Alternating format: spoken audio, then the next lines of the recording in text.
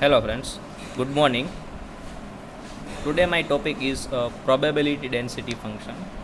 It is specially used in probability for integration process of that we have one limit has been given like minus infinite to infinite, and if I want to find the probability between 2 to 100. Okay, for this process, if I will consider probability for binomial distribution or any probability mass function or any type of process, then it is very difficult to solve because there is a very complex process because there are much iteration for solve 2 to 100 probability function. So I will use for it probability density function. The main goal of that probability density function is that if I have limit like minus infinite to infinite, okay, this is main part, that if I want to define this function is probability or not, then I will prove minus infinite to infinite f of x dx equal to 1. This is my probability density function. Okay, and this is property of probability density function, that if this is f of x greater than or equal to 0 and the limit will be minus infinite to infinite, then integration of minus infinite to infinite f of x dx equal to 1. And if I have given the limit that probability from one point to another point, then integration of that point with respect to that function, it is my probability density function. Okay, like હું એવું કહું છું કે suppose મારી probability density function છે 2 to 13. Okay, right, then I will consider this as 2 to 13 f of x dx. This will be my answer. જ્યારે હું આને સોલ્વ કરીશ કે એક લિમિટથી બીજી લિમિટમાં તમારે કોઈ પ્રોસેસ સોલ્વ કરવી, ઇન્ટિગ્રેશન પ્રોસેસ છે, તમે ઇઝીલી સોલ્વ કરી શકશો પ્રોબેબિલિટી ડેન્સિટી ફંક્શન. બરાબર છે? Okay, F of X greater than or equal to 0 હોવું જોઈએ. Then minus infinite to infinite F of x DX. જ્યારે એવું પૂછે કે check it whether this function is probability density function or not, then I will prove minus infinite to infinite f of x dx equal to 1. Right? Okay, this is my 3 probability density functions property. It is important for GTU exam. Clear? Okay, next.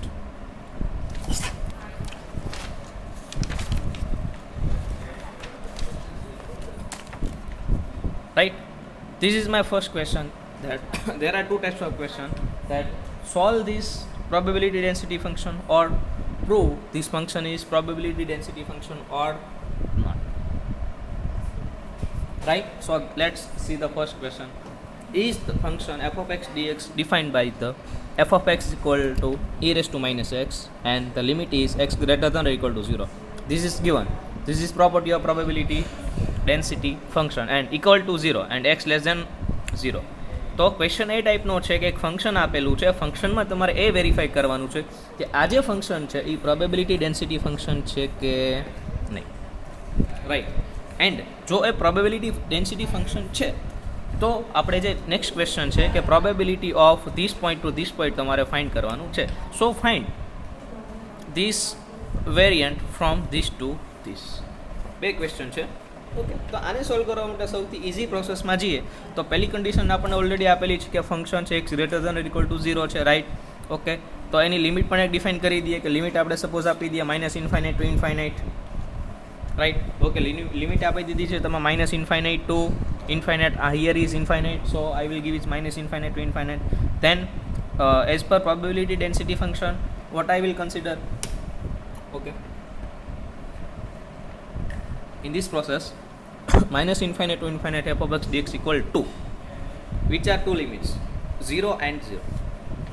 This is 0, so I will consider one point as 0 and then I will go from chain rule, that minus infinite to 0 and 0 to infinite, both are f of x dx.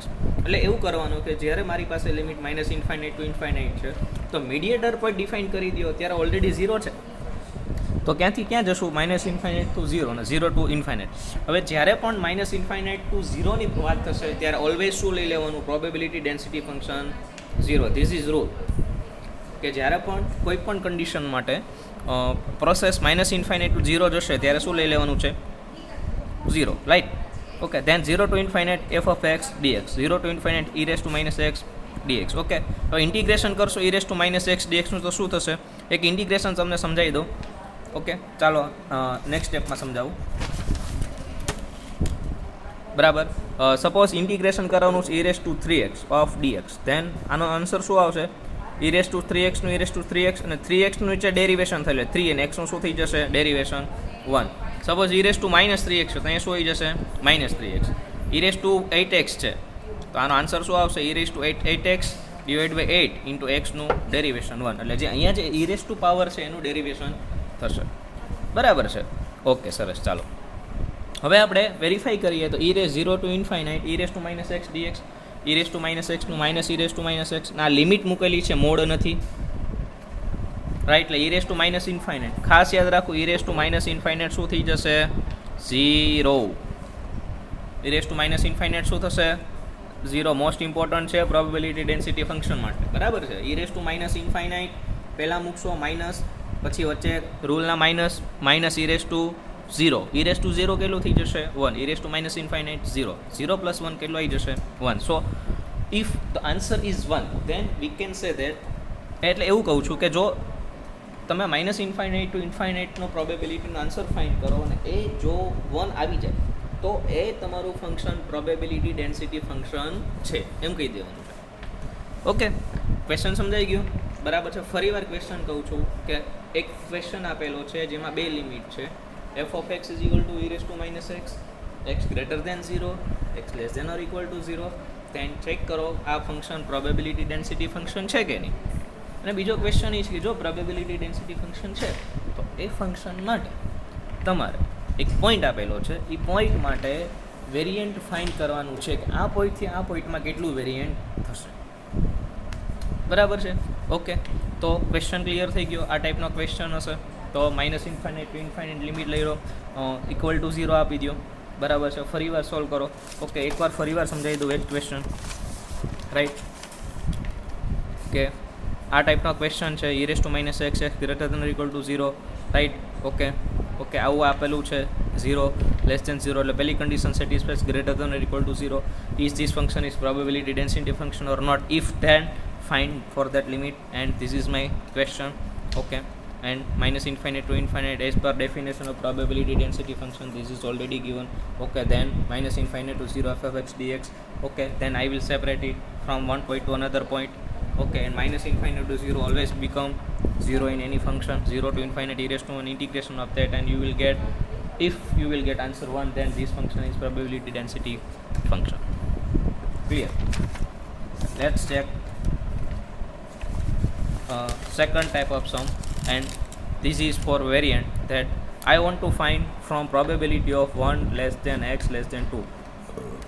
Okay, and limit is already given, so I will take limit directly in this function, that integration from one point to another point, that 1 to 2 then f of x dx, then 1 to 2 then e raised to minus x dx, then integration of that function, that e raised to minus x dx is minus e raised to minus x, and the point from 1 to 2. And first I will put the upper limit, and then from minus, and then put I will lower limit. એટલે હું એવું કહું છું કે એક integration ફંક્શનમાં એક બે પોઈન્ટ વચ્ચેનું તમારે પ્રોબેબિલિટી ડેન્સિટી ફંક્શન ફાઇન્ડ કરવાનું છે. તો એ ફંક્શનનો પોઈન્ટ તમે ડિફાઇન કરી દેશો, આ પોઈન્ટ ટુ આ point f of x dx, આ પોઈન્ટનું ઇન્ટિગ્રેશન કરી દો, પછી લિમિટ મૂકવાની છે તો box upper limit minus lower limit.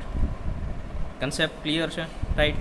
આ એક ક્વેશ્ચન છે પ્રોબેબિલિટી ડેન્સિટી ફંક્શનનો, જે એક્ઝામમાં ઓલવેઝ 100% પૂછાય જ છે. Please work on it.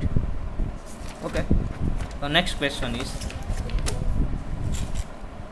If a random variable has, જો આ ટાઈપના ક્વેશ્ચન હોય એટલે પ્રોબેબિલિટી ડેન્સિટી ફંક્શનનો જ ક્વેશ્ચન હશે, ખાસ યાદ રાખવાનું. Right? Okay, find the probability between 1 and 3, એટલે તમારે શું find 1 less than x less than 3 find કરવાનું છે, અને ગ્રેટર દેન 0.5 એટલે ગ્રેટર દેન 0.5 માટે ફાઇન્ડ કરવાનું છે. ઓકે, એટલે 0.5 ટુ ઇન્ફાઇનાઇટ લઈ લેશો એની માટે તો સાવ ઇઝી છે. બરાબર છે 1 2 3 f of x dx integration કરો e raise to minus 2x. Okay, તો આ સમજાઈ ગયું. 1 3 એટલે પહેલાં upper limit f of x dx 1 2 3 2 e raise to minus 2x અને ડીએક્સ આપી દો, right. Okay, 2 e raise to minus 2x minus 2 limit આપી દો. ઓકે, પ્રોસેસ કરો એટલે પહેલાં 3 મૂકશો, પછી 1 મૂકો એટલે 3 into 2 6, 3 2 into 1 2, right. This is your answer. And the next point is probability to find greater than 0.5. okay, તો આવી રીતે લખવાનું છે કે probability of x greater than or equal to 0.5. Ready, 0.5 raise to infinite F of x dx એટલું થઈ ગયું છે, રાઈટ.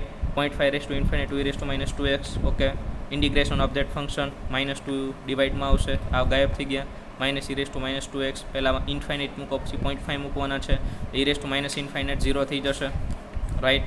ઓકે, 2 into 0.5 એટલે 1 થઈ જશે, e raise to minus 1, e raise to minus એટલે 1 upon e લખી શકું. This is your final answer.